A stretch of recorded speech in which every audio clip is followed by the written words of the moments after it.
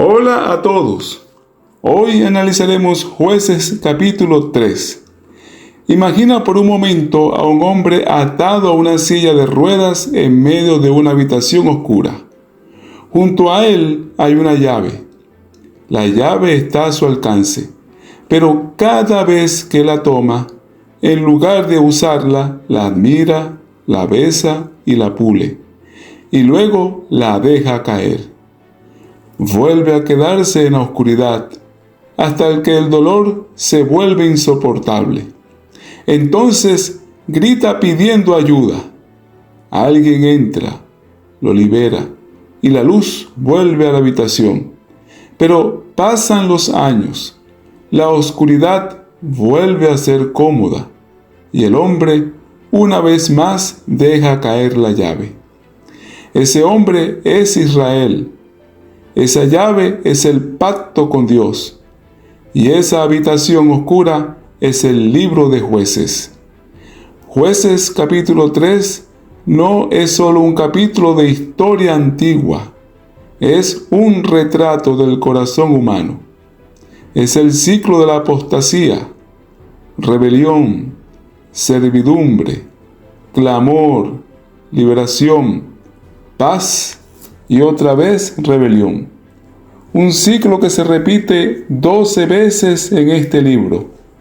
12 veces en las que el pueblo de Dios olvida a Dios. Es esclavizado, grita y Dios envía un libertador. Pero he aquí la pregunta fundamental. ¿Dónde está Cristo en todo esto? No estamos aquí para aprender a ser como Otoniel, tener la valentía de Ahot, o usar lo que tenemos como Sangar. Si este estudio termina en ti, fracasó. Este estudio debe terminar en Cristo, porque Jueces capítulo 3 no es primero un manual de liderazgo, es primero una sombra, un anticipo, una promesa de que el ciclo de la apostasía no puede ser roto por un juez humano. Necesita un juez divino. Hoy quiero contarte 3 historias, y en cada una quiero que veas no solo a un hombre con una daga, un espíritu o una acuijada. Quiero que veas a Jesucristo. Y clamaron los hijos de Israel a Jehová, y Jehová les levantó un libertador, Otoniel, hijo de Cenaz, y el espíritu de Jehová vino sobre él. Jueces capítulo 3, versículo 9 al 10. Otoniel era yerno de Caleb. Caleb fue el único espía que creyó que Dios podía darles la tierra prometida. Pero Otoniel no era Caleb. No tenía su fama, no tenía su músculo, no tenía su historia de gigantes derrotados. Otoniel era un hombre común, un hombre del que nadie esperaba nada. Y sin embargo, cuando Israel clamó, Dios no envió un ejército, no envió un tratado de paz, no envió una estrategia militar, envió a un hombre común sobre quien descendió el Espíritu de Jehová. Fue el Espíritu, no Otoniel, quien libró la batalla. Fue el Espíritu quien le dio la autoridad. Fue el Espíritu quien convirtió a un yerno anónimo en un libertador de naciones. Pero detente un momento. ¿No te suena familiar? Hubo otro hombre sobre quien descendió el Espíritu. No como una vista temporal, no como un préstamo, sino como una morada permanente. En el Jordán, cuando Juan el Bautista vio al Cordero de Dios, el Espíritu descendió sobre Jesús como una paloma y permaneció sobre él. Juan 1, 32 y 33. Otoniel tenía el Espíritu sobre él por momentos. Jesucristo es la deidad hecho carne. Otoniel liberó a Israel de Cusán Risataim por un tiempo. Jesús liberó a su pueblo del pecado para siempre. Otoniel fue un yerno de Caleb. Jesús es el Hijo del Padre. Y aquí está la diferencia radical. Israel necesitaba a Otoniel una y otra vez. Cada vez que caían, necesitaban otro Otoniel. Pero cuando el Espíritu vino sobre Jesús, Él no vino para darnos un respiro de 40 años. Vino para romper el ciclo para siempre. Romanos capítulo 8, versículos 1 y 2 dice: Ahora pues, ninguna condena hay para los que están en Cristo Jesús, porque la ley del Espíritu de vida en Cristo Jesús me ha liberado de la ley del pecado y de la muerte. Otoniel fue un anticipo. Jesús es la realidad. Otoniel fue un hombre sobre quien vino el Espíritu. Jesús es el hombre que derramó el Espíritu sobre todos nosotros en el Pentecostés. Así que no copies a Otoniel, adora a Cristo, porque lo que Otoniel recibió por momentos, tú lo recibes permanentemente en Cristo. El Espíritu que vino sobre el juez ahora vive dentro del creyente.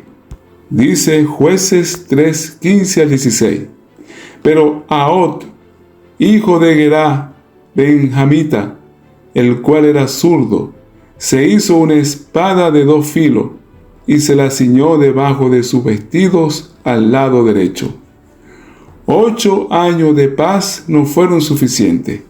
Israel volvió a hacer lo malo, y esta vez el castigo fue más severo. 18 años bajo el rey Eglón de Moab.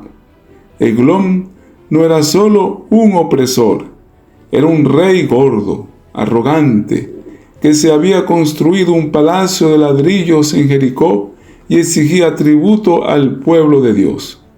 Y Dios levantó a Ahot, un benjamita, un hombre de la tribu de la mano derecha. Pero Ahot era zurdo. En la cultura, ser zurdo era una limitación, un estigma, una marca de debilidad. Pero Dios no ve como ve el hombre. Ahot hizo una daga de 2 filos, un gomet, unos 45 centímetros de acero afilado por ambos lados, y como era zurdo, la escondió en su muslo derecho, el último lugar donde un guardia buscaría un arma. Fue al palacio de Eglón con el tributo, fingió irse, volvió diciendo: «Tengo una palabra secreta de Dios para ti, oh rey». Eglón, integrado, lo recibió en su cámara privada. Se levantó de su trono, y Ahot dijo: «Tengo palabra de Dios para ti», y con la mano izquierda desenvainó la daga de su muslo derecho y la hundió en el vientre del rey. Tanta fue la fuerza que la espada quedó oculta por la grasa del rey. Eglón murió en su propia arrogancia. Ahot escapó, cerró las puertas, cruzó el Jordán, tocó el cuerno en los montes de Efraín y dijo a Israel: «Seguidme, porque Jehová ha entregado a vuestros enemigos». Y Israel lo siguió, y hubo paz por 80 años, el periodo más largo de paz en toda la era de los jueces. Pero escucha bien, Ahot no es el héroe de esta historia, es una sombra, una figura, un tipo. Eglón es el adversario, gordo, arrogante, sentado en un trono que no le pertenece, exigiendo tributo del pueblo de Dios. Y el pueblo de Dios ha sido esclavizado por 18 años, una servidumbre que parece interminable. Ahot es Cristo, pero no el Cristo glorioso que veremos en el cielo. Es el Cristo humillado, el Cristo zurdo, el Cristo que el mundo considera débil. ¿No es increíble? Ahot era de la tribu de la mano derecha, pero era impedido de la mano derecha. Jesús vino de la tribu de Judá, el linaje real, pero nació en un pesebre. Fue considerado un defecto por los fariseos, un Galileo, un carpintero, un hombre de quien Natanael dijo: «De Nazaret puede salir algo bueno». Juan 1:46. Ahod entró solo al palacio de Eglón. Jesús entró solo al huerto del Getsemaní. Ahod dijo: «Tengo palabra de Dios para ti». Jesús dijo: «He venido para que tengan vida y la tengan en abundancia». Juan 10:10. Ahod mató al enemigo con una espada de 2 filos.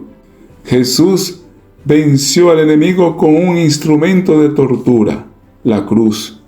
Y aquí está la diferencia.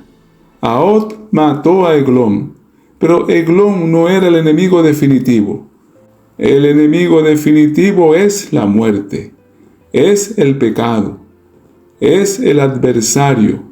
Y Jesús no lo apuñaló en el palacio terrenal, lo desarmó públicamente en la cruz del Calvario. Colosenses 2:15. La cruz fue la daga de 2 filos que atravesó el vientre del adversario. Ahod cerró las puertas del aposento y escapó. Jesús rompió las puertas del sepulcro y resucitó. Ahod tocó el cuerno y dijo: «Seguidme». Jesús dijo: «Si alguno quiere venir en pos de mí, niéguese a sí mismo, tome su cruz y sígame». Mateo 16:24. Y el resultado: Ahod trajo 80 años de paz. Jesús trajo paz eterna.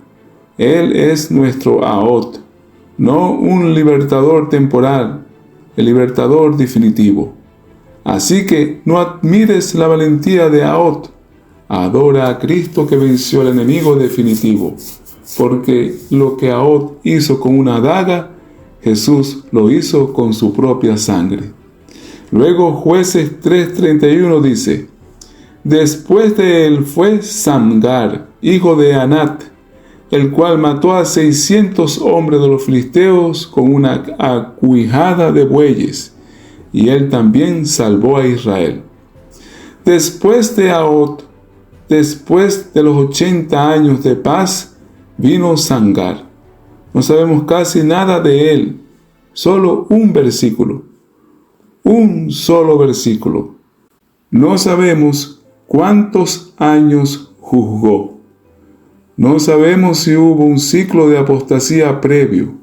No sabemos si Israel clamó. Solo sabemos esto: Samgar mató a 600 filisteos con una aguijada de bueyes.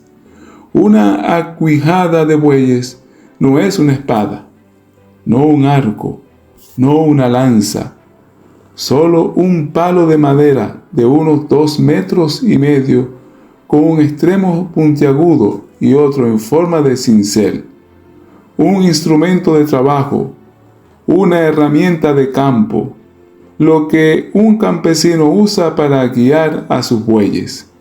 Y con eso, con ese instrumento común, Samgar salvó a Israel. Pero de nuevo, detente. ¿No te suena familiar? Dios siempre ha usado lo común para hacer lo extraordinario. Moisés usó una vara. David usó una honda. El joven del Evangelio usó 5 panes y 2 peces. Y ahora Samgar usa una aguijada de bueyes. Pero el uso más glorioso de lo común en toda la historia es este: Dios usó un cuerpo humano para salvar al mundo. Jesús no vino con una corona de oro, vino con una corona de espina. No vino con un ejército, vino con 12 pescadores y recaudadores de impuestos. No vino con un palacio, vino con un pesebre. Y lo que usó para salvar al mundo no fue una espada celestial, fue su cuerpo, un cuerpo común, un cuerpo humano, un cuerpo que podía cansarse, sentir hambre, llorar, sangrar y morir. Hebreos capítulo 10, versículo 5 dice: «Por lo cual, entrando al mundo, dice: sacrificio y ofrenda no quisisteis, mas me preparaste cuerpo. Dios preparó un cuerpo para su Hijo, un cuerpo común, como una cuijada de bueyes. Y con ese cuerpo, Jesús derrotó a 600,000 demonios, no solo 600 filisteos. Con ese cuerpo Jesús llevó nuestro pecado. Con ese cuerpo Jesús murió en la cruz. Y con ese cuerpo resucitado Jesús nos salvó. Sangar salvó a Israel de los filisteos. Jesús salvó a su pueblo de sus pecados. Sangar usó una cuijada de bueyes. Jesús usó su cuerpo. Y como Sangar, Jesús no necesitó ser espectacular, solo necesitó ser obediente. Así que no intentes ser como Sangar. Adora al Cristo que usó su cuerpo para tu salvación, porque lo que Sangar hizo con un palo de madera, Jesús lo hizo con su propia carne. Hemos visto 3 jueces, 3 historias, 3 sombras, pero el sol que proyecta estas sombras es Cristo Jesús. Otoniel tenía el Espíritu de Dios por momentos. Jesús es la divinidad hecha carne. Ahod mató a un enemigo terrenal con una daga. Jesús mató al enemigo definitivo con la cruz. Sangar usó una cuijada de bueyes para salvar. Jesús usó su cuerpo para salvar para siempre. Pero hay algo más. Algo que Jueces 3 no puede resolver por sí mismo. El problema de Israel no era solo que necesitaba un libertador. El problema era que el ciclo se repetía. Apostasía, servidumbre, clamor, liberación, paz y otra vez apostasía. Otoniel murió, Ahod murió, Sangar murió y el pueblo volvió a caer. Necesitaban algo más que un juez. Necesitaban un juez que no muriera. Necesitaban un libertador que no se cansara. Necesitaban a alguien que no solo los liberara de la servidumbre, sino que les diera un corazón nuevo para que no volvieran a caer. Y ese es Cristo Jesús. Jesús no es un Otoniel más. Él es Otoniel definitivo, sobre quien el Espíritu permanece y quien derrama el Espíritu sobre nosotros para que tengamos un corazón nuevo. Jesús no es un Ahod más. Él es el Ahod definitivo, quien entró solo al palacio de la muerte, eliminó al enemigo y abrió las puertas del sepulcro para que nunca más seamos esclavos. Jesús no es un Sangar más. Él es el Sangar definitivo, quien usó su cuerpo como instrumento de salvación y ahora vive para siempre intercediendo por nosotros. Y lo más glorioso, en Cristo el ciclo está roto. Romanos 6:12 dice: porque el pecado no se enseñoreará de vosotros, pues no estáis bajo la ley, sino bajo la gracia.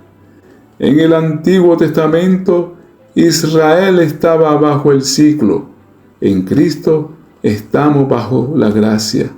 El ciclo de apostasía, servidumbre, clamor, liberación ha sido reemplazado por un ciclo nuevo: gracia, arrepentimiento, perdón, transformación. No porque seamos mejores que Israel, sino porque tenemos un mejor juez. Un juez que no solo nos libera, sino que nos une a Él. Un juez que no solo mata al enemigo, sino que nos da su espíritu para que no volvamos a caer. Quizás hoy te sientes como Israel en Jueces 3, atado a un ciclo: pecado, arrepentimiento, una y otra vez.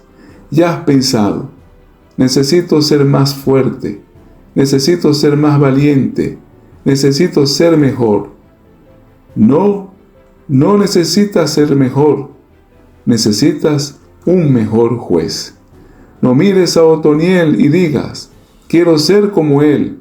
Mira a Cristo y di, Él es mi Otoniel. No mires a Ot y digas, quiero su valentía.